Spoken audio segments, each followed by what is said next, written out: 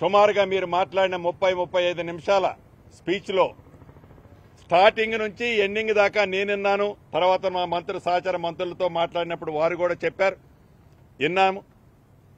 మీ తాపత్రయం గబా గబా గబా సీట్లో ఎంత తొందరగా కూర్చోవాలి అని. మీరు ఇంకొక మాట కూడా అన్నట్టున్నారు, ఏదో ఎమ్మెల్యే కొత్త ప్రభాకర్ రెడ్డి గారు ఏదో అన్నారు అని.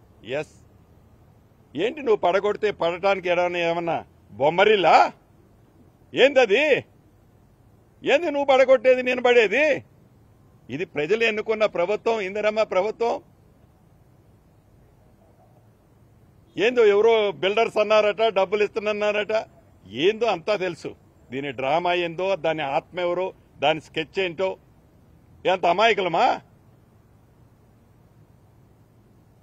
ఏదో నీ దయాదాక్షిణ్యాల మీదనో మీ దీవెనలతోనో తెలంగాణ రాష్ట్రంలో ఇందిరమ్మ ప్రభుత్వం ఉందనేది ఆ కళ మర్చిపోయి ఊహాజనకంలో కూడా మళ్లీ నేను ముఖ్యమంత్రిని అవుతానని ఊహించుకుంటూ మభ్యపెడుతూ ప్రజలని మళ్లీ ఏదో రాంగ్ ట్రాక్లో చేయాలని మీ తాపత్రయం చూస్తుంటే ఇవాళ మీ స్పీచ్లో మాకు చాలా స్పష్టంగా అర్థమైందని.